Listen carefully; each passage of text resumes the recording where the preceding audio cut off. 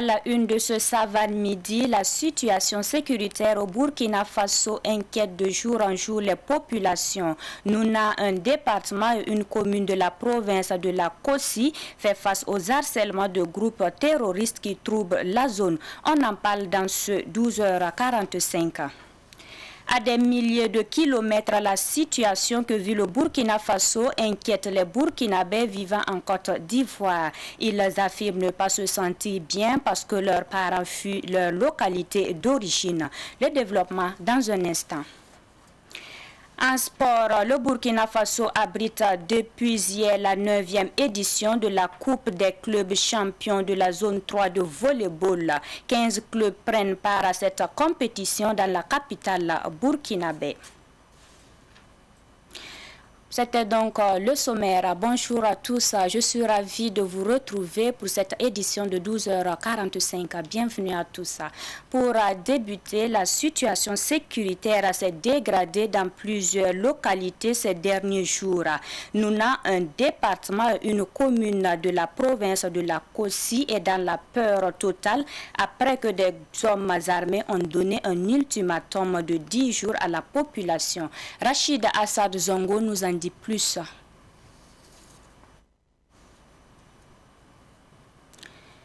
Le ministre en charge de la sécurité, le colonel-major Omer Bationo, se dit consterné par les fausses informations véhiculées sur les réseaux sociaux, remettant en cause l'engagement des forces de défense et de sécurité dans la lutte contre le terrorisme. Il a affirmé dans un communiqué hier, je cite, « Il n'y aura pas d'impunité pour les auteurs de publications et autres agissements portant atteinte à l'ordre public, à la cohésion sociale et au moral des troupes. » La décision du président du Faso, Paul-Henri Sandaogo Damiba, de mobiliser les militaires retraités pour renforcer l'effectif des forces de défense et de sécurité a déjà été proposée en mars 2019 par l'ancien chef de file de l'opposition politique burkinabé Edi Kambiogo. Hier, il a réagi sur cette décision du président du Faso au micro de Issa Oumara. Ati. En tant qu'opposants, nous avons regardé comment le gouvernement se déployait et appuyait les forces militaires. Nous avons pensé qu'il fallait renforcer davantage les ressources humaines en matière de forces armées. Et c'est pourquoi nous avons proposé en 2019, je pense bien que c'était le 9 mars 2019, nous avons fait cette proposition. Ce n'est pas la seule proposition, mais elle a été acceptée aujourd'hui. Nous pensons que si elle est bien appliquée, ça pourrait donner une plus-value à nos forces armées de sécurité. Je pense que nous avons besoin de ressources humaines. Nous avons besoin de compléter le nombre de forces de défense et de sécurité, des militaires. S'il y en a qui sont déjà formés, c'est toujours bon d'aller assez vite. Comme vous avez constaté ces derniers temps, les attaques se poursuivent et pour avoir une réactivité, recruter, on pense à recruter. Recruter qui? Recruter des militaires, les former, pour les équiper, pour les mettre sur le terrain, cela prend du temps. Alors qu'on a déjà des ressources qui sont encore compétentes, mais qui sont à la retraite, qui peuvent être opérationnelles sur place, il n'y a pas de raison qu'on ne les utilise pas. Nous ne pouvons pas prévoir ou garantir un résultat immédiat tant que est vrai qu'aujourd'hui la situation est davantage grave. Parce qu'il y a 3 ans, nous avons fait cette proposition. Peut-être que s'il avait été adopté, on aurait ralenti l'avancée des groupes armés. Mais comme c'est maintenant, mieux vaut tard que jamais, il faut toujours essayer. Nous ne pouvons que souhaiter bonne chance et plein succès aux forces de défense et de sécurité. Ce que attendent les Burkinabés, c'est que dans le bref délai, dans des délais assez courts, on sente au moins un changement, une inversion de la situation. Pas que les groupes armés continuent de tuer et d'occuper nos terres, plutôt que ce soit l'inverse, on puisse les repousser et que l'on puisse stabiliser la zone, et se donner le temps pour sécuriser les zones et réinsérer les populations dans leur localité. J'ai dit qu'en tant qu'opposant, ex-opposant, en tant que parti politique, président d'un parti politique, nous souhaitons que la transition puisse réussir à accomplir sa mission parce que le Burkina Faso vient de jouer son joker. Lorsqu'on joue le joker, il faut gagner. Et donc si nous avons des fantassins que nous avons mis au premier plan en tant que chef d'État et en tant que premier responsable du pays, il faut forcément que nous ayons des résultats. Et les résultats, c'est d'arriver à anéantir les groupes armés, récupérer les territoires, donc restaurer la paix et sauvegarder la nation. Le réseau national des consommateurs du Faso, RANCOF, tape du poing sur la table par rapport à la vie chère qui prévaut au Burkina Faso. Ce réseau de consommateurs a profité de la journée mondiale des droits des consommateurs hier pour dénoncer la cherté des produits de première nécessité et le non-respect des droits des consommateurs burkinabés. Fatih Sankara. La hausse continue des prix des produits ne se limite pas aux denrées de première nécessité. Elle touche pratiquement tous les services et produits. La vie chère se ressent dans l'éducation, la santé, les logements, les frais de parking et bien d'autres. Adama Bayala, président du RANCOF, regrette surtout le non-respect des droits des consommateurs. Les céréales ont connu une augmentation de plus de 40%. Alors, vous mesurez avec moi l'ampleur de l'explosion des prix des denrées de première nécessité. Nous assistons à la vaporisation de nos mégas, la vaporisation de nos bonus, la vaporisation de nos unités sans autre forme d'explication. Et quand vous appelez, vraiment les explications ne sont pas telles. Selon nous, nous avons la faiblesse de croire les droits du consommateur sont méprisés, sont bafoués, sont négligés et violés dans l'indifférence totale, générale. Et pourtant, nous nous faisons le devoir de respecter nos devoirs. Le RANCOF, impuissant face au non-respect des textes régissant les droits des consommateurs, recommande le gel et le plafonnement des prix des produits de première nécessité. Le RANCOF encourage également le renforcement des contrôles de prix. Nous appelons avec force, avec insistance, au gel de l'évolution des prix en ce contexte marqué par la crise sanitaire, la crise sécuritaire et puis la période de parenthèse, de transition. Il faut geler l'évolution des prix. Surtout qu'il s'est invité une nouvelle crise qui, s'il est les faits, risque de nous plonger tous dans une nouvelle conflagration internationale. Le réseau national des consommateurs du Faso rappelle aux autorités l'urgence de trouver des voies et des moyens pour contrecarrer la flambée des produits de première nécessité. Le RANCOF appelle aussi à une synergie d'action avec les autres défenseurs des droits des consommateurs pour plus d'efficacité sur le terrain. Et puis, les prix des céréales connaissent de plus en plus une hausse au Burkina Faso. Dans la capitale burkinabé, le prix du maïs a pratiquement doublé. Le sac de 100 kg se vend entre 28 000 francs CFA et 30 000 francs CFA. Une hausse qui se répercute sur le prix de la farine. Daouda Yamugo pour les précisions. Ce sachet de farine de maïs se vendait à 100 francs CFA en 2021. Mais cette année, il coûte entre 150 et 200 francs CFA. Une situation difficile pour cette consommatrice qui vient de payer 2 sachets de farine pour sa famille. Vraiment maintenant, la farine c'est trop cher. Avant là, je payais farine là à 300, je peux faire mon tour à 3 plats. Mais maintenant là, si je paye 300 là, ça ne peut même pas. Il faut que je paye à 500. C'était 100 francs. Et maintenant, voilà, ça c'est devenu 150, 200 francs. Cette hausse s'explique selon Germaine Kouala, transformatrice de maïs en farine, à la hausse du prix du sac de maïs. Avant, on payait le sac là à 21 000. Maintenant, le sac est venu à 22 000 entre-temps. Présentement, le sac est allé à 30 000 francs. Tu amènes au moulin, tu enlèves les sons, ça fait 1250 quand tu enlèves les sons. Maintenant, tu laves ça bien au moins 5 ou 4 eaux comme cela et tu trempes dans l'eau. Tu laisses jusqu'à le lendemain. Maintenant, tu rinces encore. Tu rinces encore plus de 4 fois avant maintenant d'aller au moulin.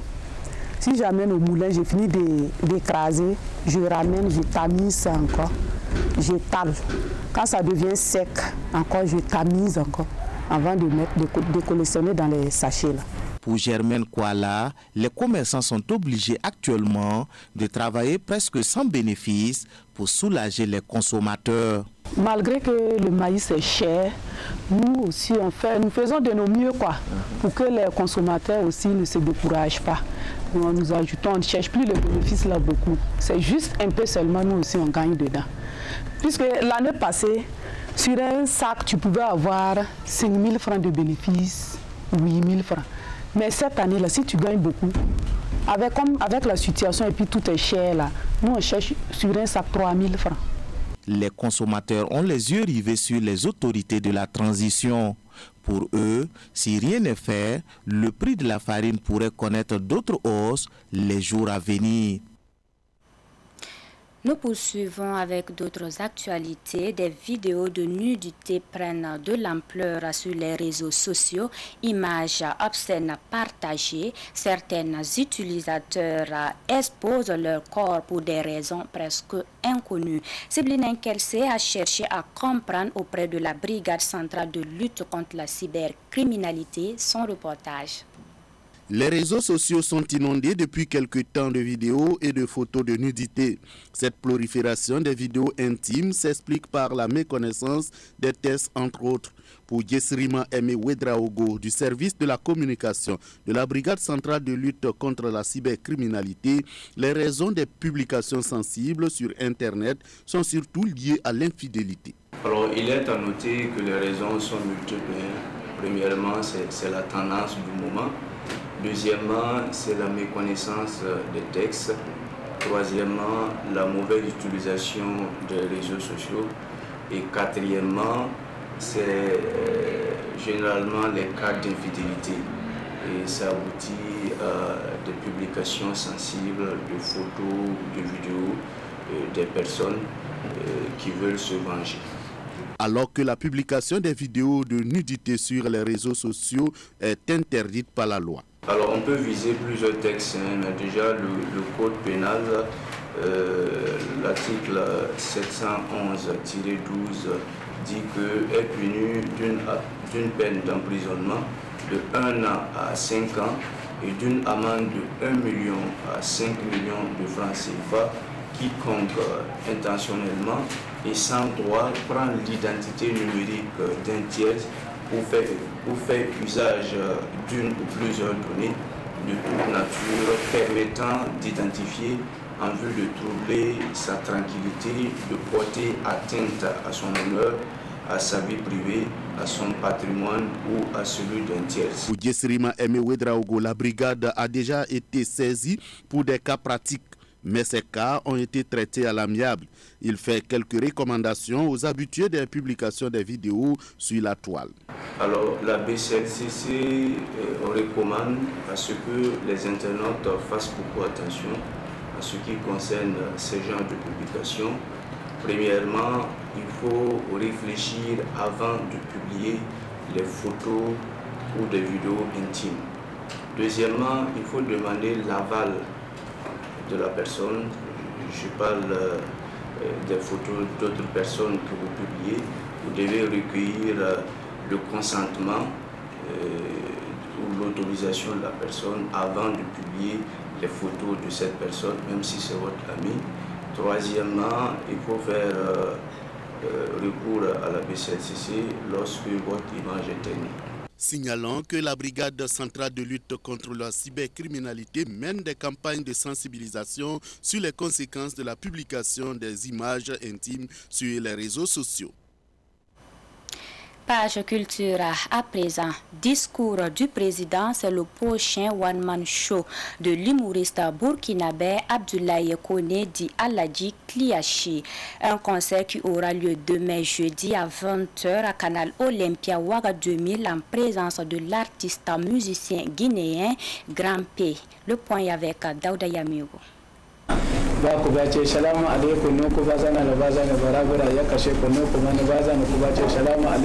Un événement grandiose, c'est ce que l'humoriste Alaï Kliachi entend proposer au public ce jeudi.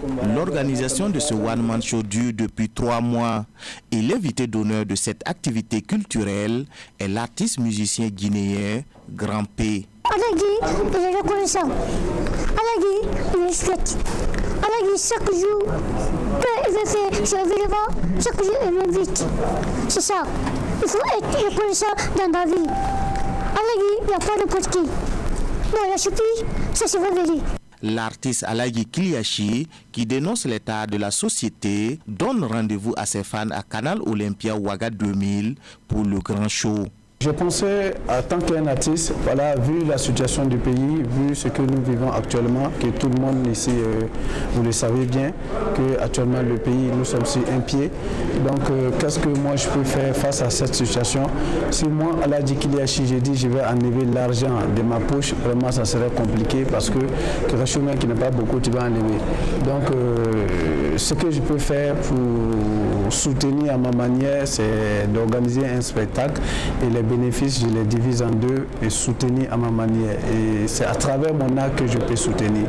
L'artiste a informé qu'une partie des recettes va servir à soutenir les veuves des FDS tombées au front et les personnes déplacées internes. Après le one-man show de Ouagadougou, l'artiste Alaï Kliachi prestera à Abidjan vendredi prochain.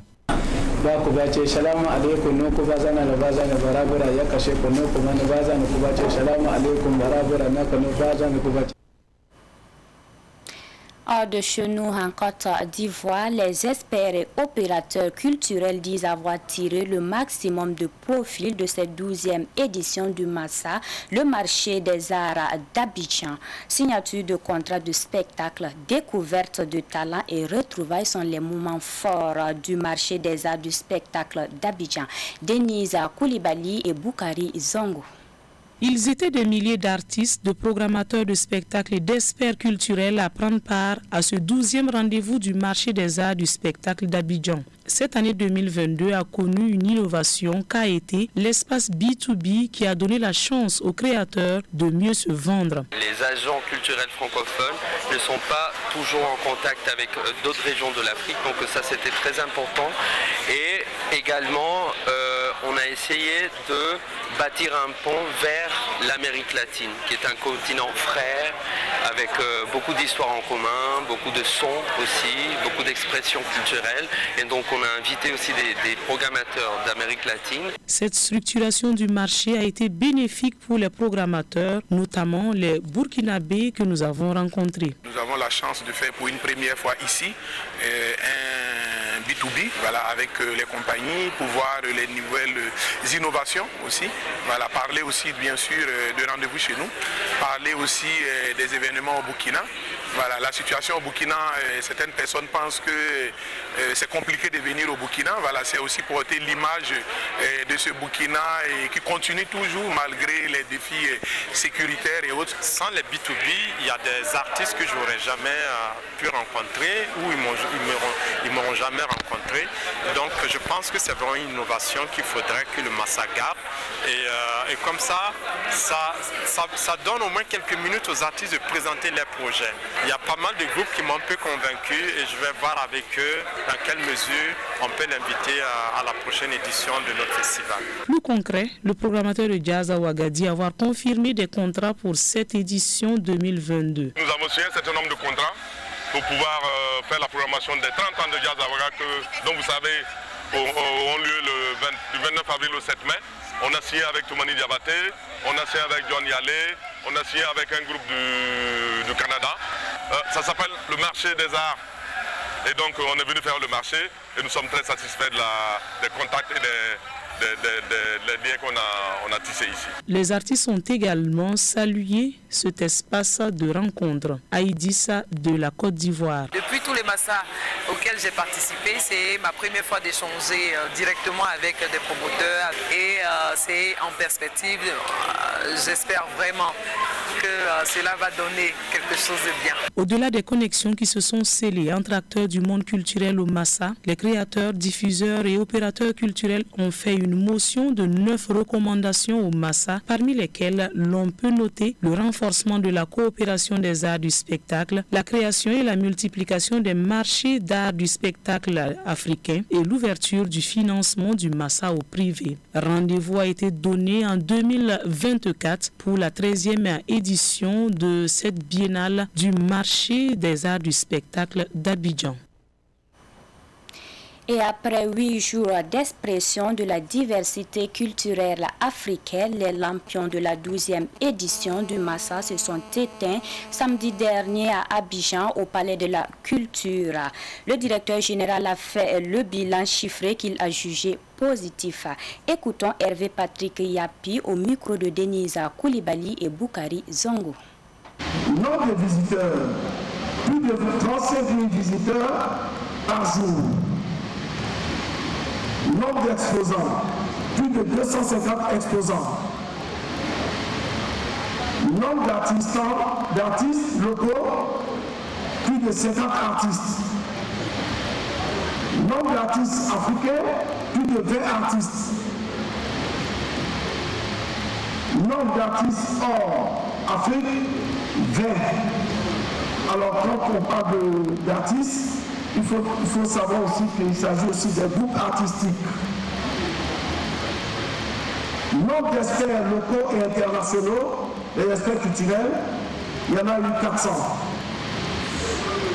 Nombre de spectacles programmés pour l'édition, la 12e édition, il y en a eu 200. La couverture médiatique, nous avons eu plus de 100 organes de presse nationaux et internationaux. Nombre de rencontres professionnelles, nous en avons eu 7. Au titre des rencontres B2B, nous avons eu plus de 150 500 rencontres ont été enregistrées. Toujours en Côte d'Ivoire et nous parlons de la situation sécuritaire au Burkina Faso. Plus rien n'alimente les conversations que la situation sécuritaire au Burkina Faso, puisqu'aujourd'hui personne n'est à même d'affirmer si la situation sécuritaire s'améliore ou régresse. Au vu des parades et sorties des hommes armés, même à des milliers de kilomètres, l'inquiétude est grandissante, notamment en Côte d'Ivoire, où Denise Koulibaly a rencontré des Burkinabés. Suivons. Ça agit chez nous parce que tout individu qui est ici, là, c'est qu'il a laissé des gens au Burkina. Et si ce phénomène touche à ces individus-là, toi aussi tu es touché. Tout comme le boucher Ibrahim Kouda, ils sont des millions de Burkinabés en Côte d'Ivoire qui suivent avec impuissance la dégradation de la situation sécuritaire au pays natal. Se savoir en sécurité alors que les siens fuient les balles assassines des terroristes, cela fait mal, car ces milliers de kilomètres ne peuvent pas atténuer la douleur qu'ils vivent. Isaka Kindo, homme d'affaires originaire du Soum, vit ce mal-être. Moi qui vous parle, je suis de Soum, je suis de Guibo. À l'heure où je vous parle, je n'arrive pas à joindre mes parents à Guibo depuis presque un mois. Ça veut dire que de la manière dont vous vivez, les stigmates de cette rébellion-là, de cette terroriste, c'est de cette manière que nous vivons ça ici. Et nous la vivons très mal, très difficilement. Il n'est pas le seul à vivre ce sentiment d'impuissance. Bernard Bonani, lui également, dit être constamment inquiet. Alors cette situation d'insécurité au Burkina interpelle en tout cas tous les Burkinabés et puis de paix et de justice résidant en Côte d'Ivoire, de regarder cette situation-là avec beaucoup d'attention. Parce que ce qui se passe a de l'impact directement sur nous qui résidons en Côte d'Ivoire. Nous avons des parents un peu partout. Et c'est difficile de rencontrer un Burkinabé aujourd'hui qui n'a pas de parents à Guibo, qui n'a pas de parents à Ouébia, qui n'a pas de parents à Toma, qui n'a pas de parents à Tougan, en fait dans tout le Burkina.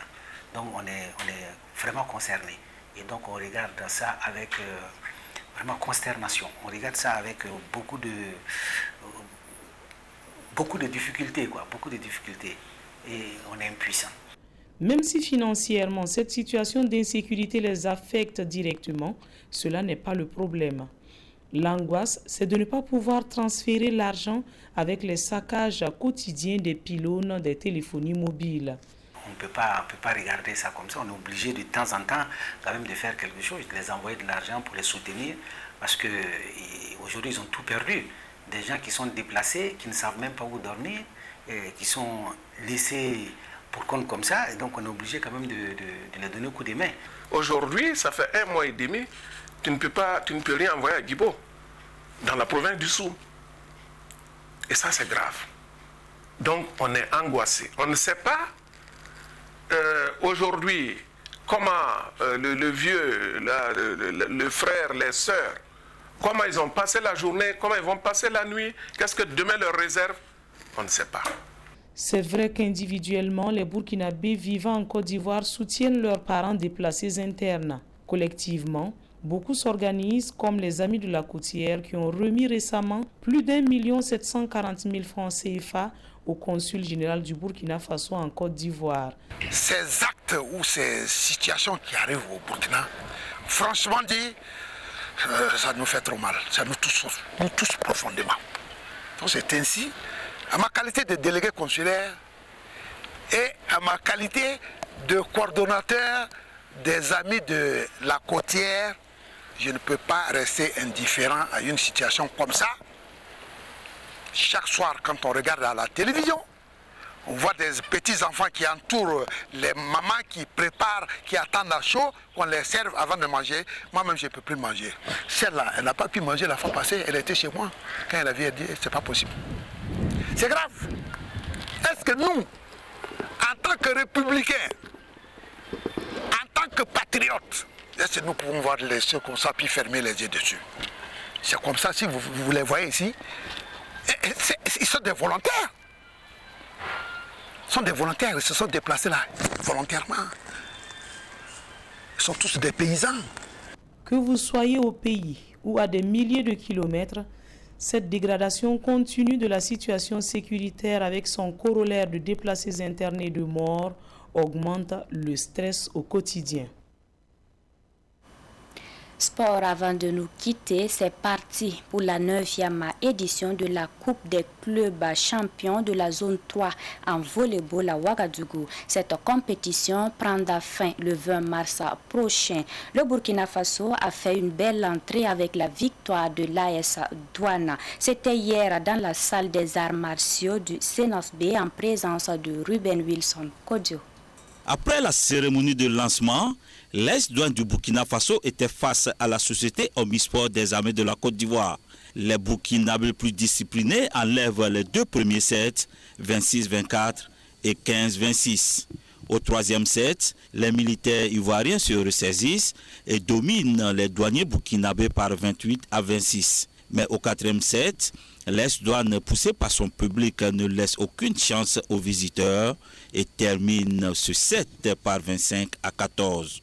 Le président de la Fédération burkinabé de volleyball est confiant pour la suite de la compétition. Quand le président de la zone nous attribuait cette organisation, c'était un pari difficile. Mais aujourd'hui, c'est chose faite, donc on n'était pas sûr, mais aujourd'hui nous sommes heureux. Nous avons 2 clubs qui participent à cette compétition, l'AS Douane et l'USFA. Et nous croyons qu'une des équipes au mieux sera l'équipe championne de la zone 3. Le public sportif a suivi une belle rencontre entre ces 2 équipes, d'où une satisfaction pour le président de la zone 3 qui félicite d'ailleurs la Fédération burkinabé de volleyball pour la réussite de l'organisation. Oui, je suis satisfait à plusieurs titres justement. Alors sur le plan organisationnel, je l'avais dit dans mon discours que ce n'était pas évident de relever ce pari-là quand on l'a attribué au Burkina Faso, mais sur ce point-là déjà, depuis 48 heures que nous sommes ici, je crois que je peux tirer un coup de chapeau à la Fédération burkinabé qui a mis les petits plats dans les grands pour recevoir toute cette jeunesse de la zone. Et sur le plan organisationnel, je crois que je suis satisfait. Ensuite, quand vous voyez des athlètes s'exprimer depuis ce matin, en tant que président de zone, je dois être très satisfait parce que Ça veut dire que depuis 2 ans, il y a eu cette pandémie-là. Les enfants, c'est vrai, ils ne jouaient pas très officiellement bien et les encadreurs ont certainement mis des choses en place pour garder le niveau des uns et des autres. Et quand on voit le niveau technique des compétitions, je crois qu'on doit pouvoir être tiré chapeau et être confiant pour l'avenir. Je suis sûr qu'avant la fin de cette compétition-là, nous allons voir de très belles choses. Le directeur de cabinet du ministère en charge des sports a représenté le ministre des Sports, de la Jeunesse et de l'Emploi à cette cérémonie. Herman Zengim Yabré félicite l'AS Douanes pour cette éclatante victoire. Oui, je pense qu'il faut féliciter l'AS Douanes pour cette prouesse. Nous avons assisté à un match, comme tu l'as dit, très palpitant, plein de technicité et qui a vu la victoire de l'AS Douanes par 3-7 à 1. On a vu un premier set qui a été âprement discuté, vous voyez, 26-24. Le deuxième set, il y a eu un relâchement du côté de l'AS Soie, ce qui a permis à l'AS Douanes de prendre le deuxième set très facilement. Mais on a vu l'AS Soie qui est revenu au troisième set, ça a été très discuté et ils ont remporté. Mais fort heureusement, l'AS Douanes est revenu avec plus de vigueur, plus de force, ce qui a permis de prendre le troisième set et 3-7 à 1. Félicitations et bravo à l'AS Douanes. Avant cette opposition inaugurale, notons que l'AS Police du Ghana avait battu Aladé du Bénin par 3-7 à 0. C'est la fin de ce Savane Midi. Merci à vous qui l'avez suivi et merci pour votre constante fidélité. Portez-vous bien.